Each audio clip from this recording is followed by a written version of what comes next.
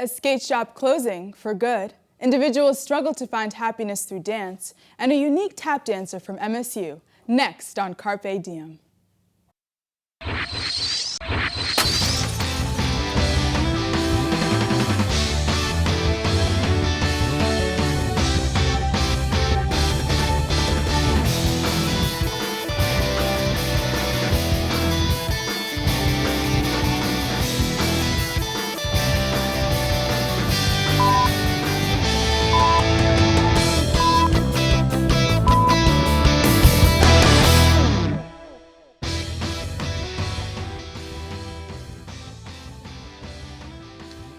This is part of a special series of Carpe Diem programs produced by students in the School of Communication and Media at Montclair State University. Working in small units, students are responsible for the following half-hour program. Here's your host, Elaine Musiwa. Hello, welcome to Carpe Diem. I'm Elaine Musiwa, student of Television and Digital Media at Montclair State University.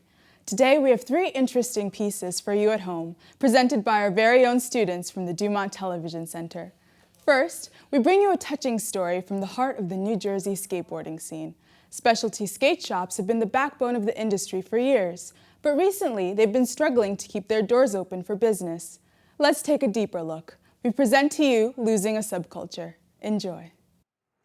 In 1994, Eva Delaportis opened up Subculture Skate Shop in Roselle Park, New Jersey. In over 15 years, she has seen many changes within the skateboarding world. Sadly, in 2013, she was forced to close her doors, ending her long-standing involvement in skateboarding. While the world has lost Subculture Skate Shop, we also lost a piece of skateboarding.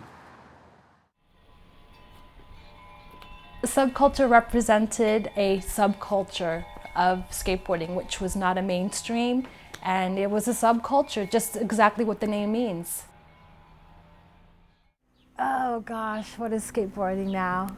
Diluted, so accepted, which is fine, but I think it lost a lot of that edginess that it had. You know, when we opened up the shop, all the people that wouldn't fit into, say, a baseball thing or football or soccer, you know, they did skateboarding because it was like more individual, would, you know, migrate to shops like us.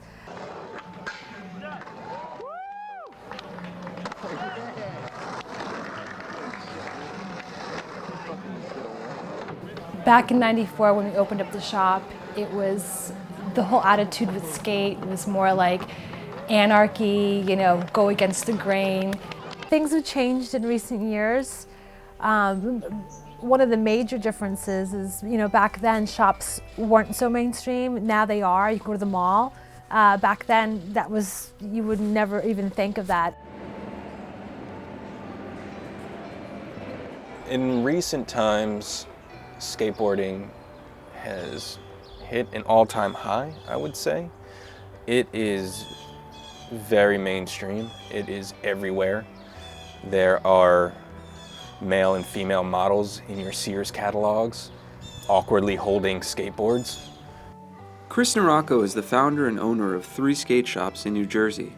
NJ Skate Shop is known for its active participation in promoting and supporting the local skateboarding scene.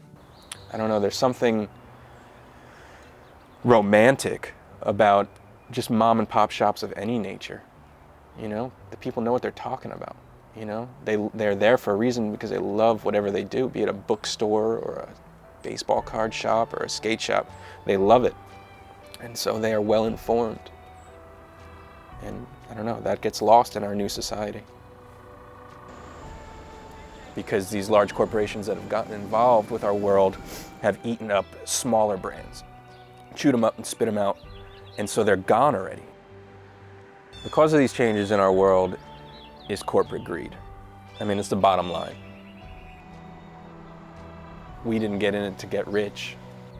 We did it because we love skateboarding. So we'll be here in 10 years. We'll be here in another 20 years, so long as the world is here.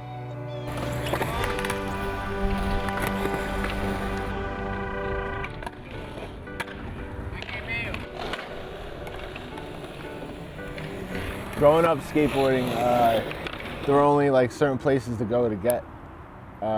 goods like boards, anything. Like you couldn't go to the mall, or the internet wasn't around. That and skateboarding was bullshit, like to other people. Now it's all commercial, it's all industry. It's retarded. We're making people rich or other people are making people rich for no reason. Tony Hawk, video games, when he came out with those.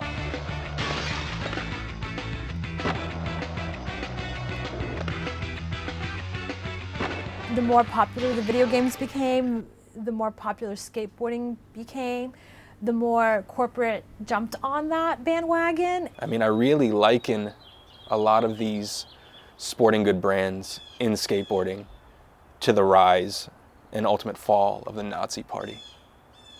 Like, the trajectory is almost the same. The way that they went about it, the propaganda it's so similar. It's eerily similar. Skateboarding was never meant to be that. It was just not meant to be that at all. You talk to anybody 10 years ago, it was so punk and so edgy that if you walked around with a skateboarder skated, everyone was like, oh, look at this kid. Ultimately, they are going to kill a lot of aspects and areas of skateboarding. Core shops, core brands, core sentiment. Maybe the internet has a lot to do with local shops struggling. Our society as a whole has changed where they just, it's easier to just pick my board and my shoe online, sit there, get fatter in my chair, and then in a few days I'll have the product on my doorstep. That's really what's happening. I don't think if you're picking your first board out of a catalog, it will ever compare to that feeling of walking into the skate shop for the very first time and feeling like this almost religious experience where like the crappy fluorescent lighting beaming down on those boards is like, it's almost like the hand of God beaming back at you, man. And it's my favorite thing. Like, my favorite thing about owning a skate shop is selling that first board. In 10 years, who knows where it'll be. It blows my mind where skateboarding is now. It's like everywhere. It's like almost in your face every day. I don't think mom and pops of any nature will exist in 10 years, and that's really sad.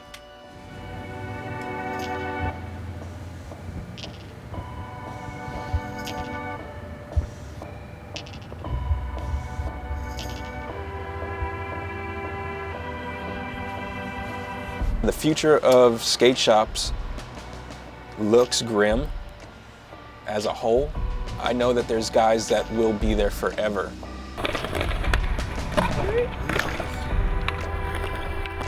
You will always have skateboarders, purists that'll always skate. It can go through peaks and valleys. It could be a little bit harder to find a park or a shop, but if you are a skateboarder by heart, then you will always be a skateboarder.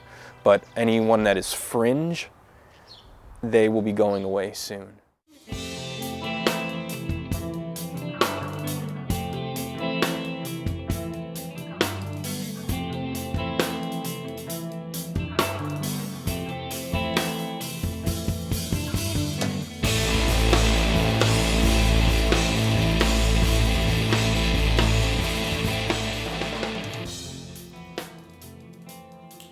Wow, a piece like that can really encourage us to support our local businesses. Now we have a short message from Real Productions reminding you to keep your town clean. Let's take a look.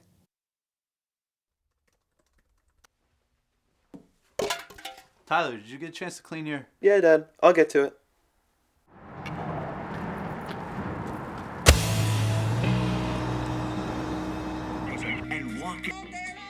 Amanda, did you clean your... Yeah, I was gonna do it today. Help keep New Jersey clean. Adopt a highway today and slam dunk the junk for a cleaner community and a brighter tomorrow. Our next story deals with how individuals struggled through hardship and used their passions for dance to cope with their problems. Here's the story. Everybody thought that dance was just a fun thing to do. It was just a hot thing, it was a trend. But to people that really love it and really dance and that are true to hip hop, it wasn't a trend. This is something that we live. This is something that we breathe. It's our culture. It wasn't necessarily just dance. It was hip hop, period, you know? But when I do dance, I just have a strong passion for it. This is how I speak to the world. You know, this is how I love to just move and be free. And that's how I express myself. Whenever I'm dancing, whenever I'm on stage, whenever I'm in a battle, nothing else matters. That is something that no one can take away from me. I didn't get discovered to hip hop until I was 7. And then I got into a car accident, so I had to stop for a year. And then I started again when I was 9. And nothing's stopping me now. If it wasn't for dance, I don't know where I'd be. I'd probably be out in the streets hanging out with my friends, or I probably would be dead right now. Because where I'm from, if you're on the corner after 7, you dead. That's how it is. When my great grandmother died, because like me and her was like this, but when she died, I was like, oh God. Sorry. It was like I lost my best friend. Like, even though I barely see her, it was like I always used to be over at her house and everything. And even though she spoke Spanish and I don't understand Spanish, like I was always there for her. I was like one of her great grandchild that was always there for her when she needed me.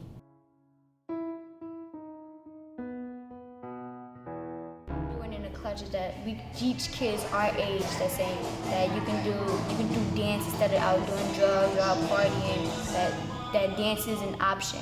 If you don't want to hang out with the bad people, you can come with us and you can dance. That's what we show them. Down.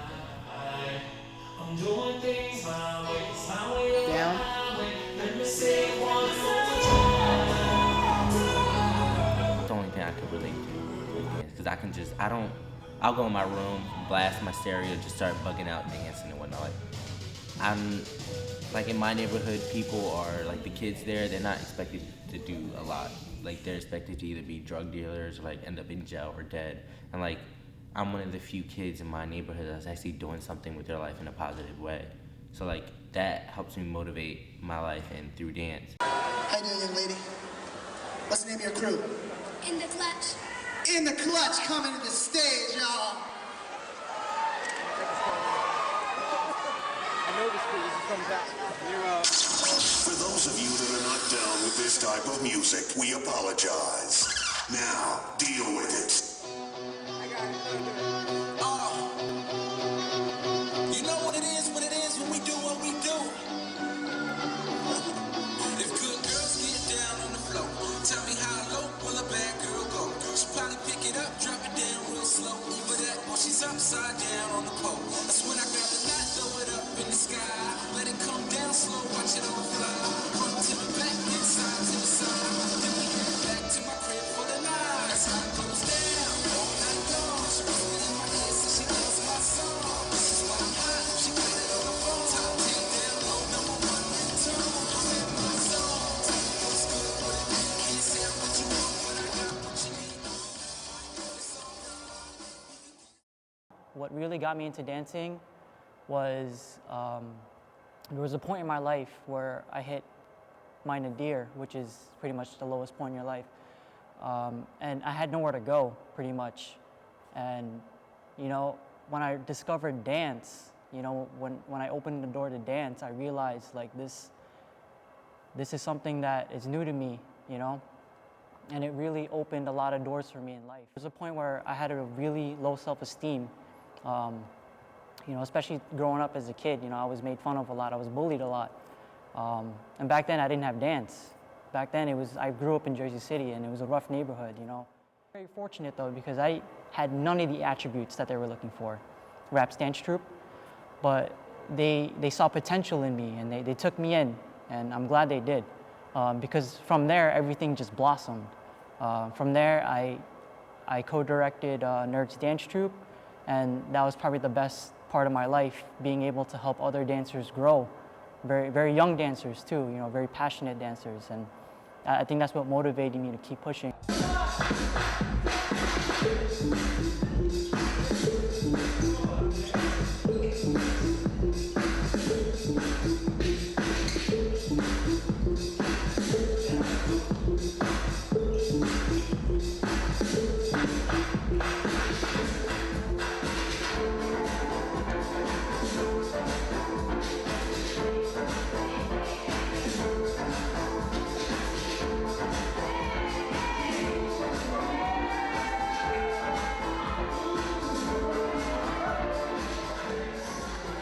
huge hardship that affected me in my life and how dance and this company itself has helped me bounce back from it is, well, earlier this year in January, my father actually passed away from complications due to leukemia, and that was a huge devastation in my life. Obviously, losing a parent to anyone is never an easy thing. Again, when he passed away, I just felt like I just didn't get enough time. I mean, I don't think anyone is ever truly ready to say goodbye to one of their parents, but for me, it just felt that it was just not enough time with him, and I got to say goodbye to him, but not in the way I really felt like I wanted to. I felt like I could have spent maybe one more day. You know, everyone always feels like you could just have one more day with someone. I wasn't even back at the studio for about a month. I was able to take some time to go actually see my crew compete at Prelude East Coast, which is the first competition they did this year. So I was fortunate enough to go check them out there because that was a huge moment for the company, and they actually dedicated that performance to me, knowing that everything I was going through, and I didn't know that until the day of, so that was a huge surprise for me.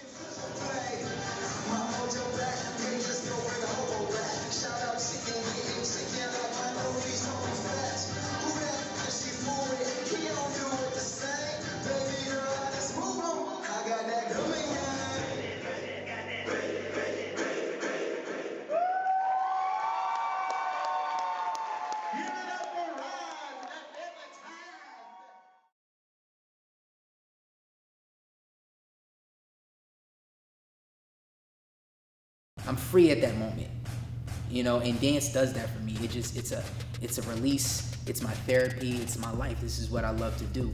In the dancing world, it's all about inspiring and others to make it. If a hand's reached out, you grab it. But we take the negativity and use it in a positive way. Like you're not gonna stop us. You're just like an obstacle on our path. I try not to think about all the negativity in the world, even though it's there. I try to think of the positive. Like I like seeing people happy. I like seeing them smile. Share this thing in common, but at some point we kind of feel for each other in our lives, our general lives. We look out for each other, and that's something that I find very comforting. This is my journey, you know, and I'm gonna continue my dance journey. If you believe in something, again, you just know. Keep it together and hold on and keep pushing. You just gotta keep punching, keep punching, keep punching. You keep punching, eventually the door is gonna open, you know, and you're gonna be fine, you're gonna be set. Fascinating. It takes a story like that to remind us that it's always good to do what you love to help cope with your hardships. In our next story, Evan Ruggiero is not your typical musical theater student who loves to dance, sing, and act. His dreams of graduating and performing on Broadway were briefly put on hold after a life-altering event. Here's his story. My name is Evan Ruggiero, and I'm a senior musical theater major at Montclair State University. So when I was 5 years old, I went to the dance studio to pick up my sister with my mom, and I saw her and her friends dancing in the studio. And I just thought, hey, this looks like a lot of fun, why not give it a shot? So a lot of my friends, you know, they weren't crazy about the whole me being a dancer thing. You know, you should be in sports, you know, play some baseball. You know, all that I really wanted to do, you know, my goal was to be on Broadway and to perform. Before too long, she'd meet a man named Bird. And Montclair State University was a fairly new program under the direction of Clay James, who was a phenomenal tap dancer. It became very clear very fast how talented he was once he got here.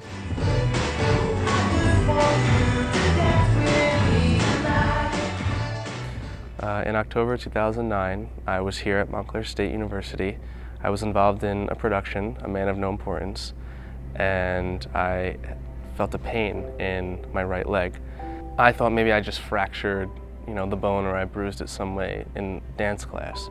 And so I had an x-ray taken right after my 19th birthday, and the orthopedic surgeon who took the x-ray said, I don't want to touch this.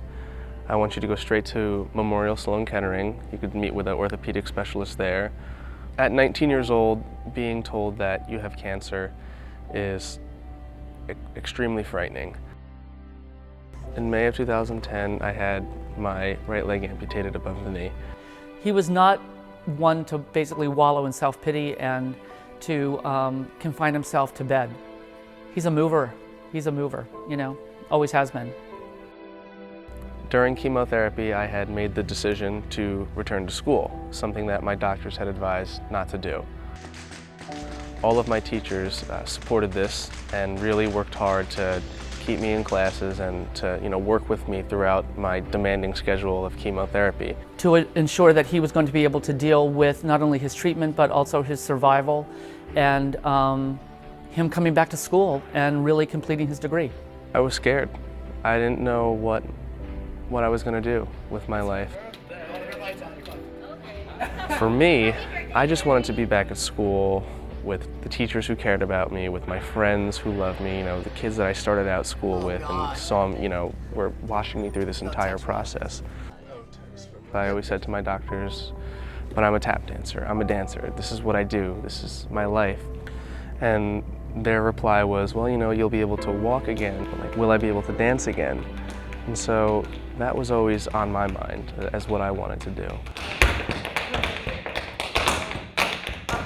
Peg Leg Bates is a huge inspiration to me. I first saw a video of him when I was 16 years old. Don't look at me in sympathy. I'm glad that I'm this way. I'm Peg Leg Bates, the one-leg dancing man.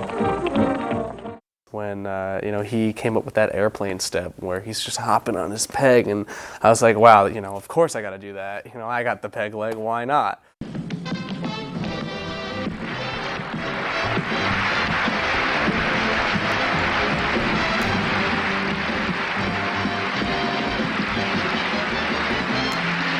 First time I tried that was it was the same night that I went into that studio and made that first peg leg video.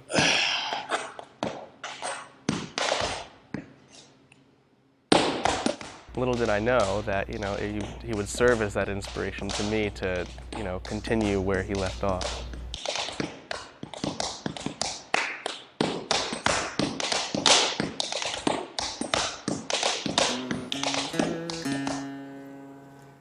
All the same. Only the names will change, and every day, yeah, like we're wasting away. You have inspired me and encouraged me as a human being, so thank you. Hearing, Mariah Carey say to me, you're an inspiration, there really aren't any words. I mean, she's Mariah Carey.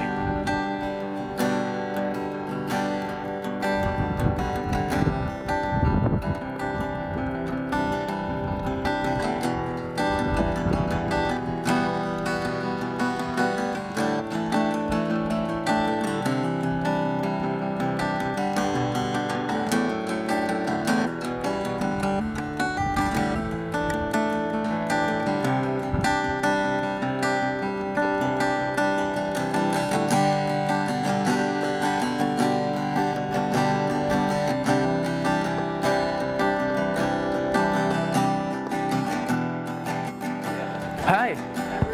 How are you? Hey, Evan. Hello. My name's Ralph LaRosa. How are you? Good. Nice to meet you. I'm chairman of the board of trustees here. Oh, yes. And I happened to be watching American Idol the night you were on. Uh-huh. And so I got an offer. This is my friend Bob Summer. How are you? Bob runs nice to meet you. the entertainment at the Devils. Oh, cool. So I just wanted to introduce you guys. He's got something to offer you. All right. Well, so March 23rd, Saturday night, we play the Florida Panthers. All right. We hope you'll sing the national anthem. Ooh. I'm gonna sing the national anthem for the Devils. Ooh. I'm so excited. I'm here at the Prudential Center at the Devils game. I'm singing the national anthem. This is really exciting. Yeah, we're ready. All right, so here's the mic. Okay. Yep. Whole song? Yep. All right. Very cool. Oh, say can you see by the dawn's This practice was fun. I don't know. I think it went well. I enjoyed it. It sounded fun in the arena. We give you these tickets to Suite 114? No, you could just go in. Yes. Oh, yes. Got our own suite. Right.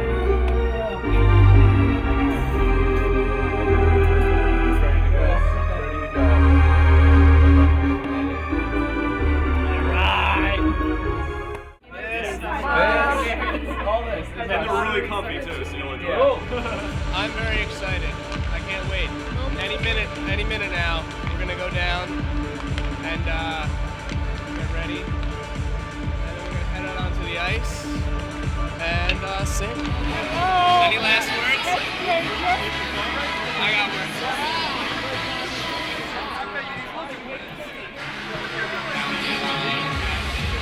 My last words.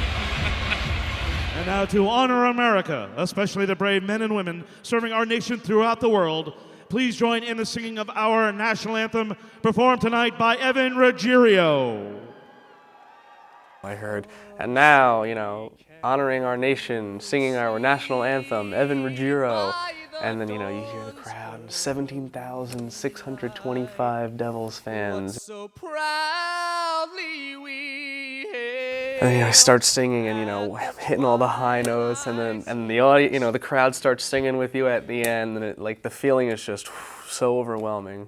You know, I've never felt anything like that before. It's red glare, the bombs bursting in air. I think cancer really opened up my eyes to really not, you know, don't sweat the small stuff. And the home of the brave.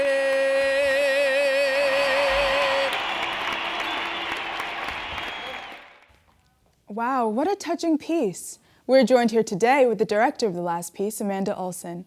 Welcome, Amanda. Hi.